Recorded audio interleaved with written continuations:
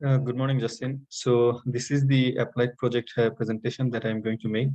And for this purpose, for the final applied project, I'm doing this video. I have made a PowerPoint presentation, and also I have done a briefing note on the same matter.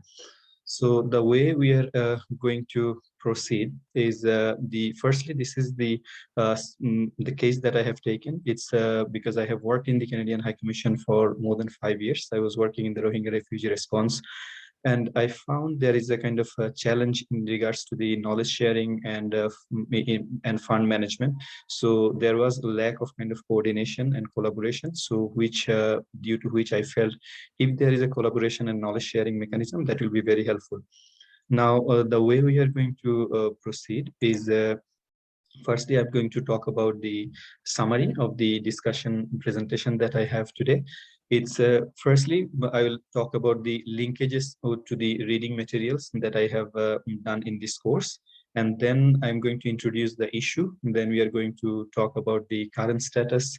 And later part will be on analysis of the response and and then we'll talk about the proposed options that we have. And lastly, I'm going to finish with recommendation or preferred recommendation. So to start with the linkages, the linkages that I have found most relevant to this particular case is in module 4, where we were talking about working with others, and we are talking about collective intelligence and artificial intelligence. So why I think that is very relevant is firstly, because it is talking about like working with other people. So in this case that we are going to talk about, there is a lot of collaboration needed, and there is a kind of lot of interactive process involving multiple parties. So those multiple parties are like the donor countries that are funding in the Rohingya refugee response, and then we have the UN agencies, the local NGOs, the local community-based organizations who are working there, and the government. And when we are talking about government, it is the government of Bangladesh who is leading the response. But at the same time, since we are from the Canadian perspective, I was working with Canada, so Canadian government's heavy engagement will be discussed as well in this matter. Then when we are talking about the how the collaboration can work better and how we can get the maximum output and outcome, I think that is also discussed in this module. So for example, when we see the McAfee's article where he was actually talking about the different softwares that is being used in the workplace, and it is also kind of noting the fatigue that the people has in regarding using the email. So email may not be the best way to approach this matter. So that's why I thought of a kind of interactive database which can work better in this particular context that I was talking about. And then the other aspect I found in Thompson's article, where they were talking about the 5 key dimensions of the collaboration. So governance, administration, mutuality, norms, and organizational autonomy. So which all will be relevant in this particular context, because the governance structure is very weak. So we need to see like how this can be strengthened. Then we need to have seen the mutual interest that we have, and we need to follow the kind of particular norms that we want to establish in that particular response. So that I felt is very relevant in the reading that I have. Now, when we are talking about the system, the most important part is the people who is working behind this system. So it is both internally, for example, within the Canadian High Commission, and also the other kind of stakeholders and within their office. So for that purpose, I think the teamwork that was mentioned in Salah's article is very important. So where we need a leadership, we need kind of mutual performance monitoring, and we also need to have a kind of ability to anticipate like what other team members are doing. So which is the backup behavior that the article was talking about. And also I felt adaptability is important, because it's since we are proposing something different and there will be some changes, so this is important that the people have the adaptability. And also lastly, the team orientation, that is important for, like I felt I go from this reading, because it takes other behavior into account. So we need to see how the other people are behaving. And another aspect I found, which is kind of relevant to the coordination mechanism, because we need to have, which Salah's article was mentioning, that they're developing a kind of development of shared mental models, which is crucial in this case, and also engagement in the kind of closed loop communication and achievement of the mutual trust. So those all I felt is relevant to this context.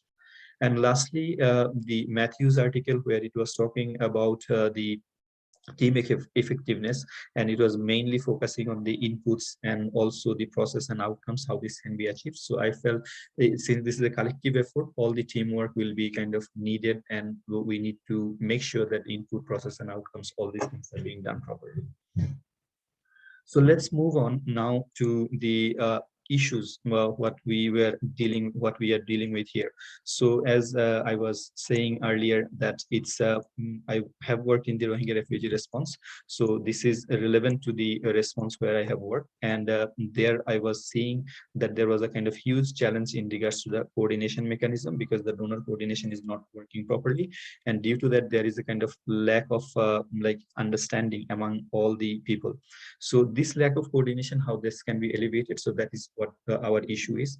And why this is important, because we want to have a kind of better tracking system where we can track all the resources that is being allocated to the Rohingya refugee response. And also we want seeing that whether Canada should be investing in a technology-based coordination structure where which can be used to ensure a improved resource collaboration and knowledge sharing. So that is why that is the issue. And now if we look at the background, so in the background, I just wanted to highlight few aspects. So one of the aspect is like we need to understand how the scale of the like matter that we are talking about. So here in this response, more than 1 million people are living in Bangladesh, in Bangladeshi camps and in the island. So and all these people are being supported by different governments, and only Canada has contributed $300 million in international assistance between 2018 and 2021. And also in the last year's budget, Canada has committed $288.3 million for the next 3 years, which will be starting from 2021 and 2022 fiscal year. So this is a humanitarian catastrophe that we are looking at. And here, if we don't have a kind of better coordination and collaboration mechanism, the fund is not going to be utilized properly.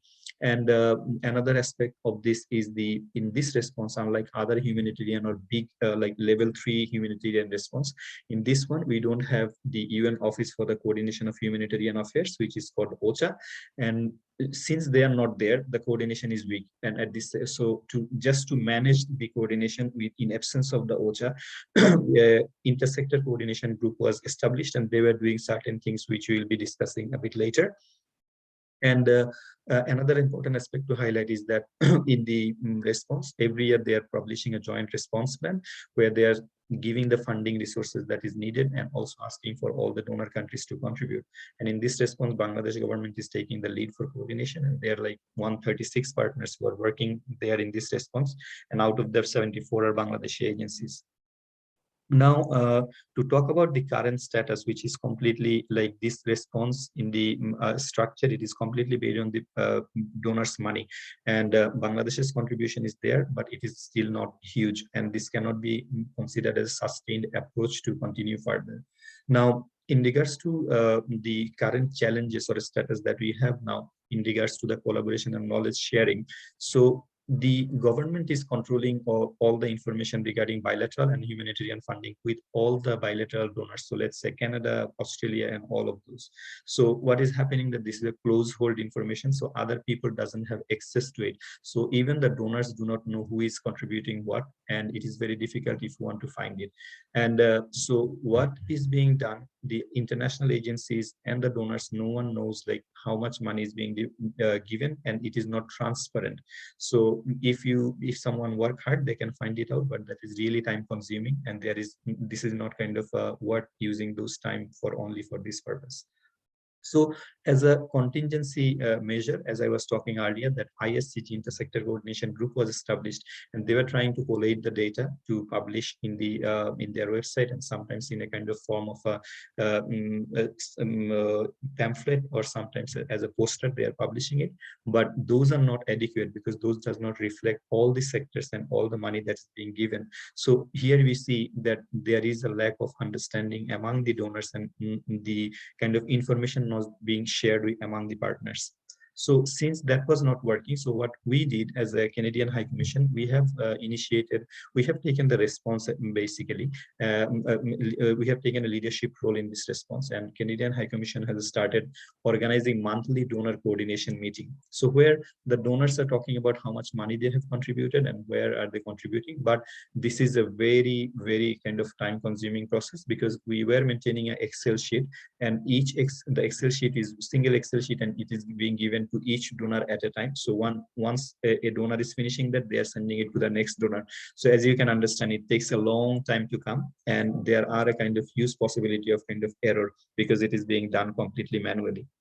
And due to the lack of team work or exchange of information, there are also a lot of duplication that is happening. So let's say food security sector, they are having a lot of money where they may not have needed so much, but at the same time, when we are talking about the other sector like health, they may not have received the money that they needed. So what is happening is some sectors are being deprived, or like key priority sectors are being deprived. So that is something we can address if we can think of a knowledge sharing process that we are proposing here. Now, in regards to if we move on to the analysis part, we understand that it is the 5th year of the response. So the funding is going to be kind of shrink, and it is not going to be at the same level that we have seen. So and we also understand that Canada has contributed a lot, and they are taking the leadership role. But if we want to make the changes that we have brought so far, if we want to continue that, we need to Canada may need to actually establish a system where we can have a kind of knowledge sharing system and collaboration system. And the reason behind kind of approaching this is also, it is not only the donors who are thinking of the need for this, but at the same time, there are UN officials who are also kind of thinking in the same line. And they have approached Canada because they were the representative with the government of Canada for the Rohingya refugee response from the donor side. So they have approached us, and they were also talking about whether we can actually do something about it. And further, like in addition to that, we also have kind of support from internal sources, because for example, we had a lot of high level visit, which includes like the visit of the Prime Minister's special envoy, Mr. Bob Ray.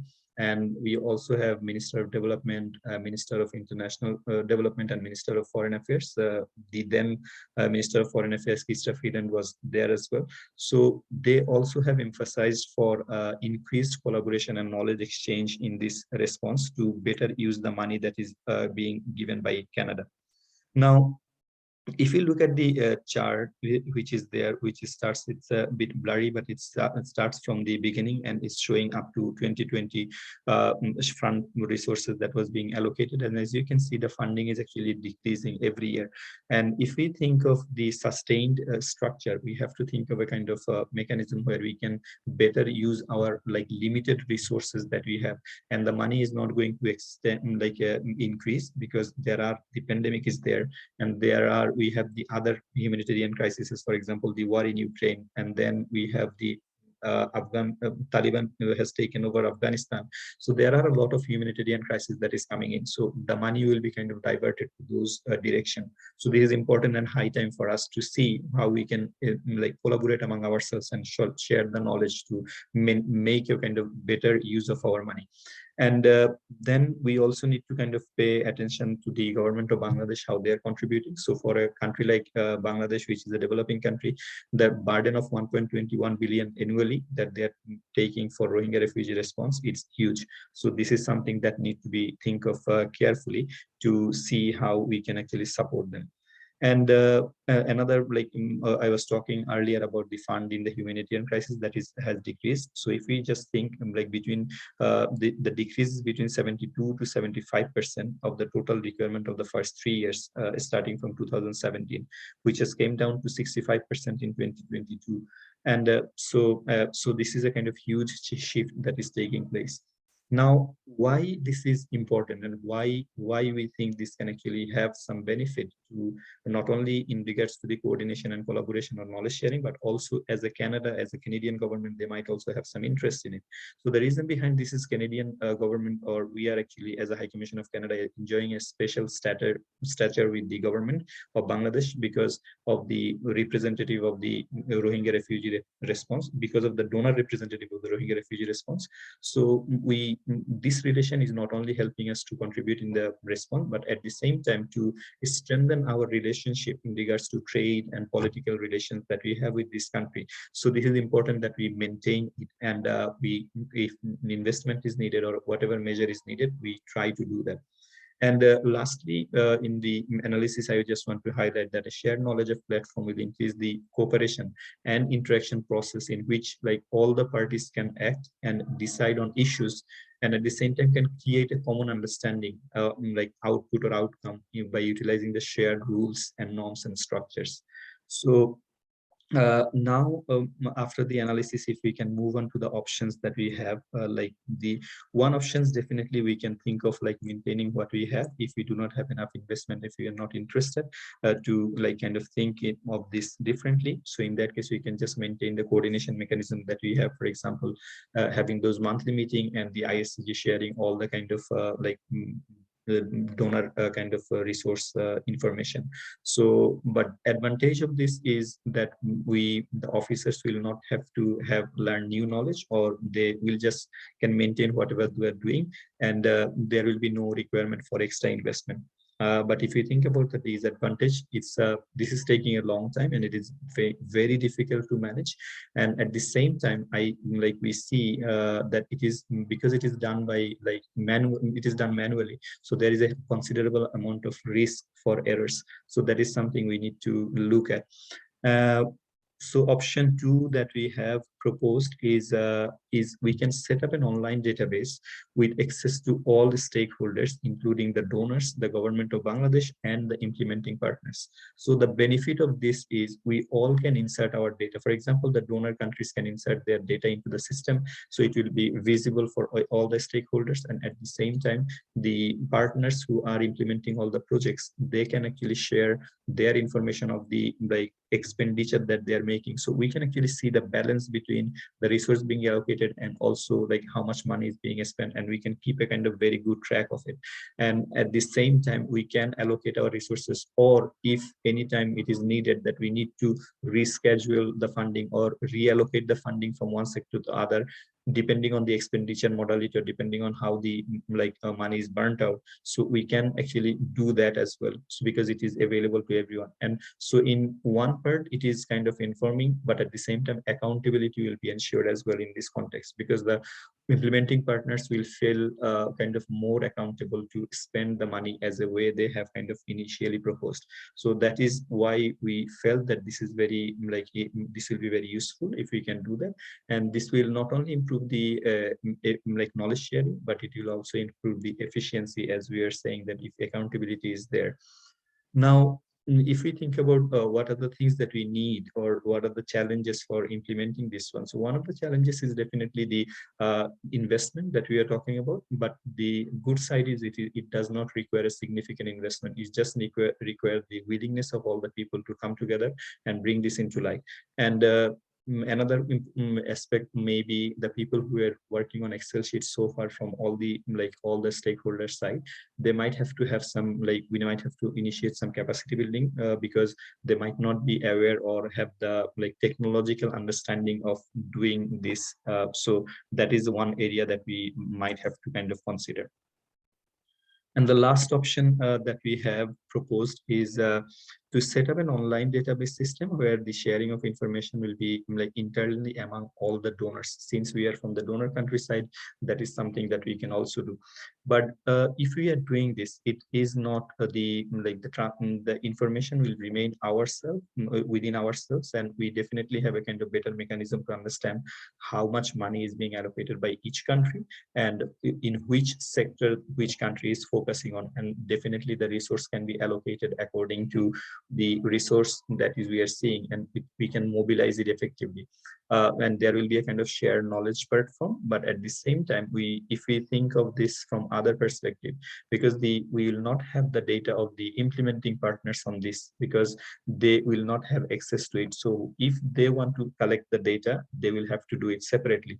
And at the same time, if we think from a donor perspective, we just can see the investment that we are making, but we will not be able to track the progress or how much money is being spent in the response and how they are performing. So it will be, when we at the end of the year we are going to get the completion report, it might be too late to do something better. So that definitely this is one good option, but at the same time there has some limitations, because it is giving access to only certain individuals, and the knowledge sharing, the purpose of knowledge sharing may not be served entirely the way we were thinking. And lastly, if we think of on the basis of the analysis that we have, on the basis of the background and the current status that we have seen, so the best option that I can propose is like setting up an online database with the access for all the stakeholders, including donors, the government of Bangladesh, and implementing partners. And only by doing this, I think we can achieve the like what we were trying to do in this response, to have a kind of shared knowledge management system, and also like a better collaboration among all the stakeholders. So this is only possible way to do that. So as we have talked about earlier, though it might need some investment, but from Canadian government side, as the High Commission of Canada, if we think there are certain other interests that we can pursue through doing this and taking a leadership role in this response. And Canada has from the very beginning has shown kind of an interest and heavy engagement into this response, as like they're like the top level government officials were there, and the ministers and all the prime ministers envoy, they also have visited. So there are definitely like interest in this response, and Canada would like to continue at the same level, if not with funding, but with the other effort that it can be made with a kind of limited investment. So this is one of the way to be engaged with the government, and also to like a platform through which we can ensure the knowledge sharing process and the collaboration. So I will stop there. Thank you so much for listening, and I just want to lastly apologize for being late in the kind of submission of this report. Thank you so much, Justin, and it was a wonderful course that I had, and I have learned a lot. Thank you.